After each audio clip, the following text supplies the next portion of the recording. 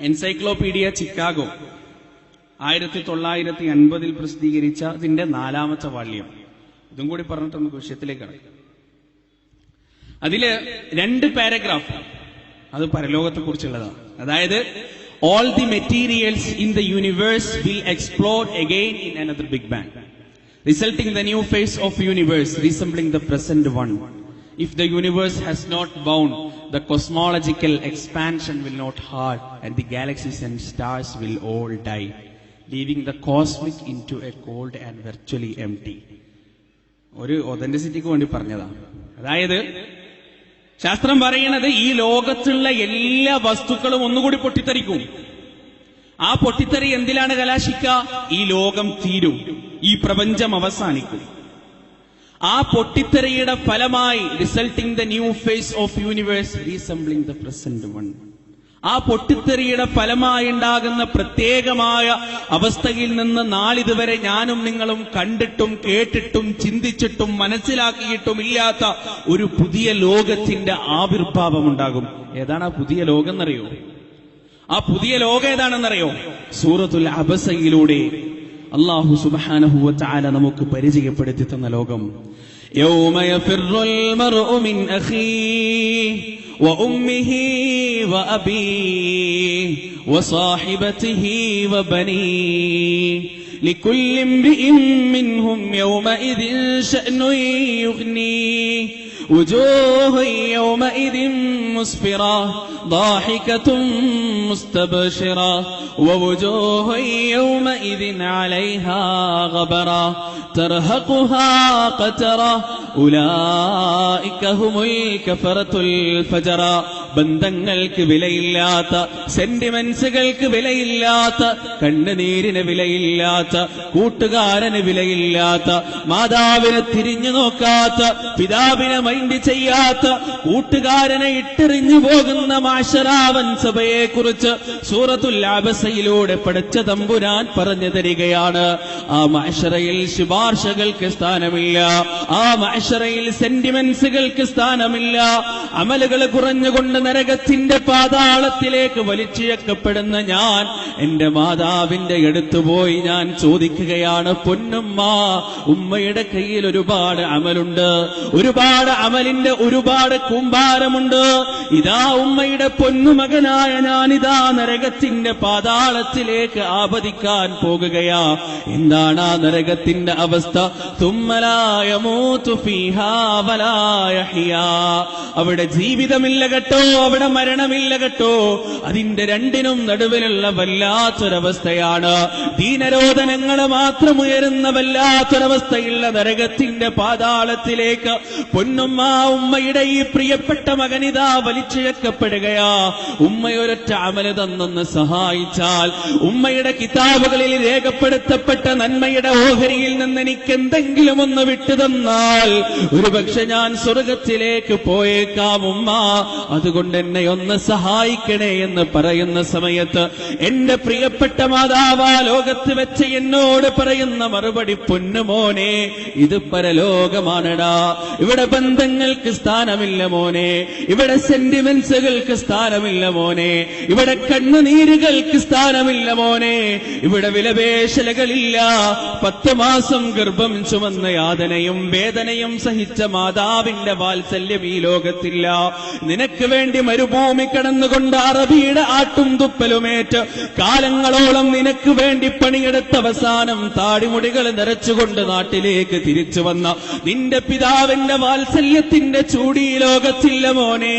നഫ്സ് നഫ്സിയാണ്, സ്വന്തം കാര്യം മാത്രമാണ്, സ്വന്തം കാര്യം മാത്രമാണ്. നീ നിന്റെ വഴിക്ക് പോകൂ, ഞാൻ എന്റെ വഴിക്ക് പോയിക്കോളാമെന്ന് പറഞ്ഞുകൊണ്ട് നരകത്തിലേക്ക് വലിച്ചിഴക്കപ്പെടുന്ന എന്റെ മുഖത്ത് നോക്കി എന്റെ ആട്ടിപ്പറഞ്ഞയച്ചുകൊണ്ട് പ്രിയപ്പെട്ട മാതാവ് നടന്നകന്നു പോകുന്ന വല്ലാത്തൊരു ലോകത്തെക്കുറിച്ച് ഖുർആൻ ഒരുപാട് സ്ഥലങ്ങളിൽ നമുക്ക് പഠിപ്പിച്ചു തന്നു. യൗമ യഫിറുൽ മർഉ മിൻ അഖീഹി വ ഉമ്മിഹി വ അബീഹി വ സാഹിബതിഹി വ ബനീഹി. സ്വന്തം ഭാര്യയിൽ നിന്ന്, ഭർത്താവിൽ നിന്ന്, മക്കളിൽ നിന്ന്, സഹോദരന്മാരിൽ നിന്ന്, ഉമ്മയിൽ നിന്ന്, വാപ്പയിൽ നിന്ന് മർത്യനോടിയകലുന്ന വല്ലാത്തൊരു ദിവസം. ആ ദിവസത്തിൽ സൂറത്തിൽ രണ്ട് മുഖങ്ങളെ കുറിച്ച് പടച്ച തമ്പുരാൻ പരിചയപ്പെടുത്തുന്നു. വുജൂഹുൻ യൗമഇദിൻ മുസ്ഫിറാ ളാഹികതുൻ മുസ്തബ്ശിറാ വവുജൂഹുൻ യൗമഇദിൻ അലൈഹാ ഗബറാ തർഹഖുഹാ ഖതറാ ഉലൈക ഹുമുൽ കഫറത്തുൽ ഫജറാ. ആ മഅ്ശറാബൻ സഭയിൽ വെച്ച് ചില മുഖങ്ങളതാ പ്രകാശിക്കുകയാണ്, ചില മുഖങ്ങളതാ പുഞ്ചിരി തൂകുകയാണ്, മറ്റു മുഖങ്ങളതാ കുത്തിത്തറച്ചതുപോലെ വിഷമം കൊണ്ട് ദുഃഖം കൊണ്ട് കഠിനമായ വിരഹദുഃഖം സഹിക്കാൻ സാധിക്കാതെ താഴോട്ട് തല താഴ്ത്തിക്കൊണ്ട് നടക്കുകയാ. ഉലൈക ഹുമുൽ കഫറത്തുൽ ഫജറാ. ഈ ഭൂമിക്ക് മുകളിലൂടെ സ്വന്തം ആത്മാവിനെ കളങ്കപ്പെടുത്തിക്കൊണ്ട് നടന്ന മനുഷ്യരാണവര്. എൻസൈക്ലോപീഡിയ ചിക്കാഗോ പറഞ്ഞതെന്ന ആ ഒരു ദിവസം ഖുർആൻ വിവരിച്ചതാണ്. കണ്ടോ, രണ്ട് വിവരണത്തിന്റെയും വ്യത്യാസം കണ്ടോ നിങ്ങൾ? എൻസൈക്ലോപീഡിയ ചിക്കാഗോ വായിച്ച ഒരു മനുഷ്യനെ സംബന്ധിച്ചിടത്തോളം കാലാകാലം നന്നാവില്ല. ഓന് നന്നാവാൻ യാതൊരു ചാൻസും ഇല്ല. മറിച്ച് ഖുർആൻ പറഞ്ഞു തന്ന ഈ വിശദീകരണം ഒരാൾ വായിക്കുകയാണെങ്കിൽ, അത് ശരിയായ അർത്ഥത്തിൽ അയാൾ ഉൾക്കൊള്ളുകയാണെങ്കിൽ പിന്നെ ജീവിതത്തിൽ അയാൾ തെറ്റിപ്പോകില്ല. പിന്നെ ജീവിതത്തിൽ അയാൾ ഉമ്മയോട് കയർത്ത് സംസാരിക്കില്ല. പിന്നെ ജീവിതത്തിൽ അയാൾ വാപ്പയോട് മുഖം കറുപ്പിച്ച് സംസാരിക്കില്ല. സഹോദരങ്ങളെ, നമ്മുടെ നാടിന്റെ ഏറ്റവും വലിയ ശാപം എന്താണെന്നറിയോ? ഏറ്റവും വലിയ ശാപം ഉമ്മയുടെ മുഖത്ത് നോക്കി തള്ളേ എന്ന് വിളിക്കാനുള്ള ധൈര്യവും ചങ്കൂറ്റവും മനസ്സിന്റെ ഉറപ്പുമുള്ള മക്കളുണ്ടായി എന്നുള്ളതാണ് നാടിന്റെ ഏറ്റവും വലിയ ശാപം. നിങ്ങൾക്കൊക്കെ പരിചയം ഉണ്ടാവും ഒരു പക്ഷേ മഞ്ചേരിയിൽ ഒരു വീടുണ്ട് അത്രേ. ആ വീടിന്റെ പുറത്തുകൂടി നിങ്ങൾ നടന്നു പോകുമ്പോ ആ വീടിന്റെ ഉള്ളിൽ നിന്ന് വല്ലാത്തൊരു കരച്ചിൽ നിങ്ങൾക്ക് കേൾക്കാൻ പറ്റും അത്രേ. ആ കരച്ചിലിനൊരു പശ്ചാത്തലമുണ്ട്. എന്താണെന്നറിയോ? ആ വീട്ടില് ആകെ ഉണ്ടായിരുന്നത് ഒരു ഉമ്മയും ഒരു മകനുമാണ്. അങ്ങനെ മകൻ വളർന്ന് വലുതായി എന്തിനും പോന്ന തണ്ടും തടിയുള്ള ഒരു ആൺകുട്ടിയായി ഉമ്മ മകനെ കല്യാണം കഴിച്ചു കൊടുത്തു. ഭാര്യ വീട്ടിലേക്ക് വന്നു, ജീവിതം തുടങ്ങി. ഒരുപാട് നാള് കഴിഞ്ഞു. ഒരു ദിവസം ഈ ഭാര്യക്കൊരാഗ്രഹം. എന്താണെന്നറിയോ? എനിക്ക് മാത്രം ഇരിക്കാൻ ഇവിടെ ഒരു കസേര വേണം, ഒരു ചൂരലിന്റെ കസേര. ആ കസേരയിൽ ഇവിടെ വേറെ ആരും ഇരിക്കാൻ പാടില്ല, ഞാൻ മാത്രമേ ഇരിക്കാൻ പാടുള്ളൂ. അങ്ങനെ ഒരു കസേര ഇവിടെ വേണം. ഭർത്താവ് വന്നപ്പോ പറഞ്ഞു, ഈ വീട്ടില് എനിക്ക് മാത്രം ഇരിക്കാൻ ഒരു ചെയർ വേണം. ഭർത്താവ് ചോദിച്ചു, അതെന്താണ്ടി അങ്ങനെ? എനക്കെന്താ വട്ടായോ? അതല്ല, എനിക്ക് അങ്ങനെ വേണം. എന്നായിക്കോട്ടെ, പ്രശ്നമില്ല, ഒരു കസേര വാങ്ങിച്ചാൽ അത് വലിയ ചെലവൊന്നുമില്ലല്ലോ. അങ്ങനെ ഒരു കസേര വാങ്ങിക്കൊടുത്തു. സ്വാഭാവികമായിട്ടും കസേര വാങ്ങിയപ്പോ ആ കസേര കണ്ട ഉമ്മ അതിലിരിക്കാൻ തുടങ്ങി. ഉണ്ടാവുമല്ലോ, ദിവസവും ഈ ഭർത്താവ് വീട്ടിലേക്ക് വരുമ്പോ ഇവള് തലയണ മന്ത്രത്തിലൂടെയും കുശുമ്പ് കുന്നായത്തിലൂടെയും ഈ ഉമ്മയ്ക്കെതിരെ പരാതി പറയാൻ തുടങ്ങി. സ്ഥിരമായിട്ട് ഇയാള് വരുമ്പോ കേൾക്ക, നിങ്ങളുടെ ഉമ്മാനെ കൊണ്ട് ഇടങ്ങേറാണ്, അങ്ങനെയാണ് ഇങ്ങനെയാണ്, നിങ്ങളെ ഇഷ്ടമല്ല, എന്നെ ഇഷ്ടമല്ല, നിങ്ങൾ ഇന്നൊക്കെ വിൽക്കാൻ നടക്കാണ്, അങ്ങനെയാണെന്നൊക്കെ പറഞ്ഞ് ഉമ്മാനെ കുറിച്ച് കുശുമ്പ് കയറ്റി.